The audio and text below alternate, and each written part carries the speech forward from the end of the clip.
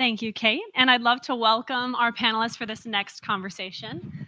So today I'm joined by two global health leaders who have been hard at work bringing an inflatable device for assisted vaginal births to market.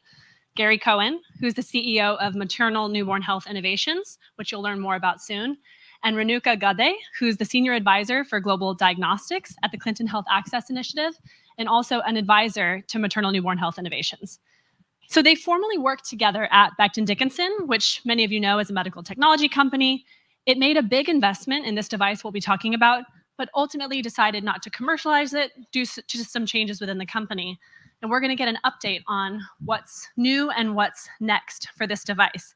Now, this may be familiar to some of you. This innovation was developed by a car mechanic from Argentina named Jorge Odon after he saw a video of a plastic bag pulling a loose cork from a wine bottle. And now it is Odon Assist. We're going to learn more about where it is in its journey. But before we dive in, I really want to make sure everyone here understands the need for innovation in this space. If you've given birth or been in a delivery room, you probably understand. But just a few statistics here. 15% of all births involve prolonged, difficult labor that can create stress for the mother and baby and also increase the risks they face in what can really be a life and death situation. Assisted vaginal birth is an intervention that reduces these risks, like maternal hemorrhage, stillbirths, and admissions to the neonatal intensive care unit. But there's reluctance to use devices like forceps and vacuum extraction, and these can also cause injury and complications. Often the next course of action is a cesarean section, which many of you know is overutilized in many countries, and it's also just not an option in many low and middle income countries, which is where 95% of maternal deaths occur. So enter Odon Assist, and that's what we'll be talking about. Diving right in, Gary, can you tell us a little bit more about Odon Assist, how it works, and why for many years now you have been so personally committed to bringing it to market? Thank you, Catherine. So Odon Assist extends a soft plastic film pouch over the head of the newborn, which has an air cuff in it that's inflated. It's a 360-degree gentle connection that enables an obstetrician and at some point midwives to gently move the fetus through the birth canal and have a safe birth. And I just want to share with you that today, if a woman, a girl or a woman in many developing countries, it's girls under 18, has prolonged difficult labor, the options are to perform a C-section, which often can't be done in rural areas. So the girl, the woman has to be transferred to a hospital in a city. By then, more likely than not, the newborn will perish and the girl or woman may perish. And C-sections in the second stage of labor are much more risky based on the position of the baby. So what are the other options? Forceps and vacuum. Forceps were invented in the late 16th century, so late 1500s. The first C-sections were performed in the 1500s. Vacuum was invented in 1850. Now, I'm ancient. I carry an iPhone 8. Talk to my kids. They think I'm completely out of date because this might have been made 10 years ago.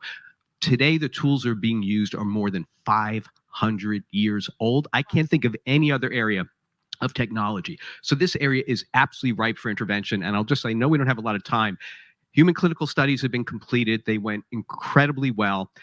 Study in France, 89% successful delivery with the device, much higher than we anticipated, and not a single mark on a newborn. What really distinguishes this, and this is shown through the studies, we're not making a claim here, but the studies show that all newborns were born without any severe adverse effects, no severe adverse effects to mothers. Mothers love the device. And I can tell you, women who are going to give birth are terrified of forceps being used on them. And there were women who changed the hospitals to be in the clinical study just so they can have access to this device for their birth. So in a moment, we'll hear from Renuka about the strategy to start in higher income markets. But first, I want to hear more about Maternal Newborn Health Innovations and help our audience understand how did it come together.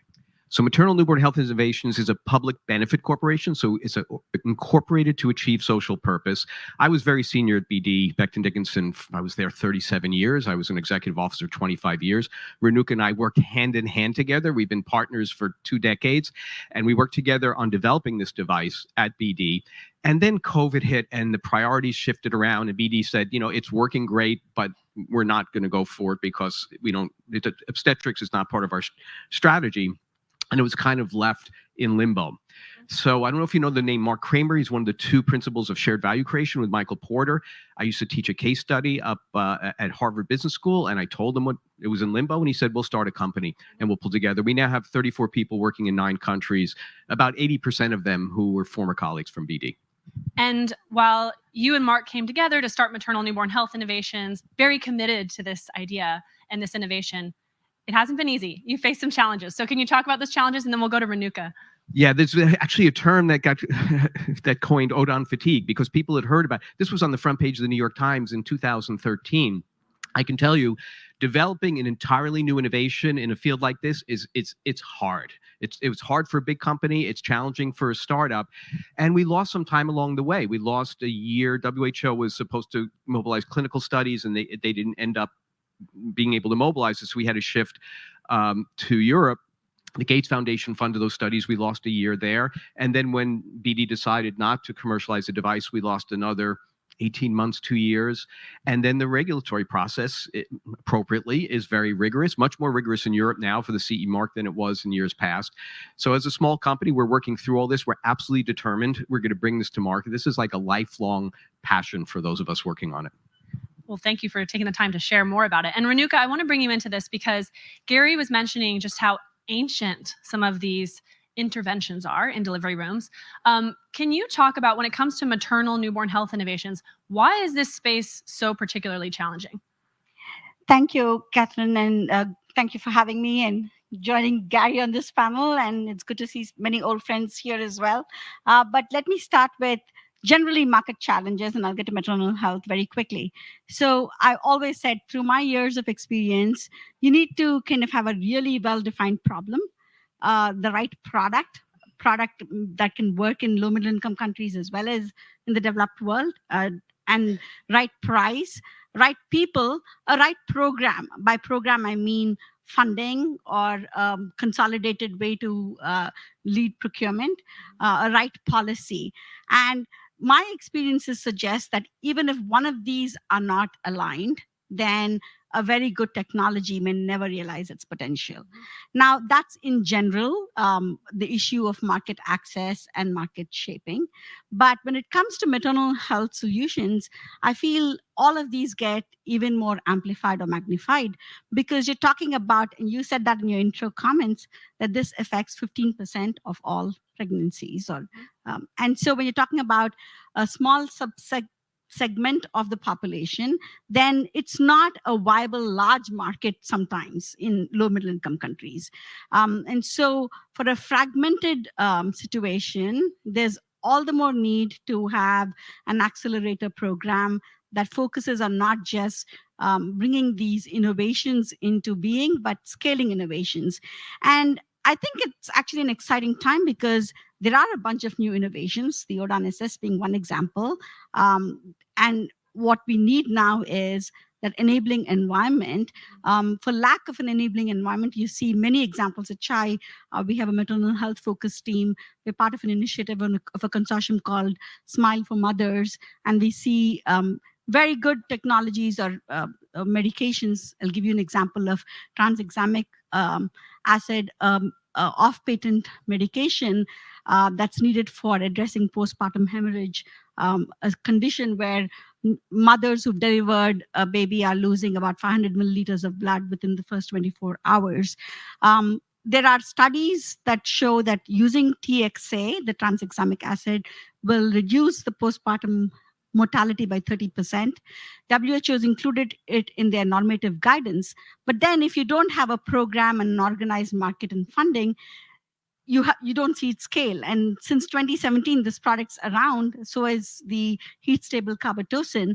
But market traps or market failures can occur if you don't have that focus of taking great innovations to scale. So I think you sort of touched on part of the reason for the strategy to start in high-income markets with Odon Assist is the relatively low percentage of assisted vaginal birth interventions in low-income contexts. In terms of other lessons, so starting in the high-income markets is one part of the strategy. What are other lessons from Odon Assist's journey in terms of how to get that alignment needed in order to take innovations to scale? So I think one of the good things that we did when we were together at PD was we actually reached out to the Gates Foundation, who were very supportive of wanting to conduct clinical studies and trials. So we had a really nice collaborative business model framed to say how we need to partner with universities, with professional bodies, with funders and donors, with mothers, and bring their voices to the table. So this collaborative partnership is one lesson, which I think will be implemented in this new company. And I just wanted to kind of finish to say that from the lessons learned, when we started, we were doing a clinical study in the low middle income countries first. And that, in hindsight, probably was a mistake because we lost a good 1 year with WHO. The fact that you have just about less than 2% AVVs in many parts of the developing world should indicate that those were not prime sites for trial. And so we worked with the Gates Foundation to pivot the clinical studies in Europe, in UK and France, which Gary referred to. I think Gary wants to And add. just yesterday, the French Agency for Innovation and Development approved a study. The next study is going to be in Ethiopia. So we're now moving ahead and it's going to be the first use by midwives of the device as well. So it's always been our plan to create high access in low resource countries. But just as Renuka said, so little AVB was being done that it was very difficult. And it's not like WHO didn't try hard. It was very difficult to mobilize a study where they weren't used to the practice. So we went to UK and France, where AVB is much more commonly performed, proved out the effectiveness of the device, and now we're moving back into a low resource setting. Fascinating, and really interested in following that story as it unfolds.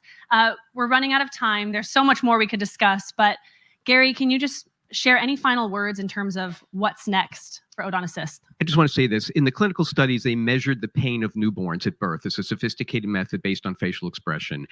With forceps and vacuum, forceps or clamps, vacuum is a suction cup on the top of the head. The pain scores are high, 4 or 5 out of 5-point scale. With Odon Assist, the pain scores were low or 0 to 1. Newborns were feeding on the first day in ways typically it doesn't happen with assisted vaginal birth. Childbirth can be the most joyous and also the most traumatic experience for women. Joy of a newborn, but if there's a stillbirth, if the baby comes out with a coned head or bruised up, even if the baby's going to be okay, very traumatic for parents. And some things, if it's a stillbirth, they never overcome it. This is why we're working on this. It's we've had long careers. We're not doing this for fame or fortune. This has to be done, and that's why we're working on it. Well, it's a fascinating story and so many lessons. Thank you both for taking the time, and please join me in thanking our panelists. Thank you.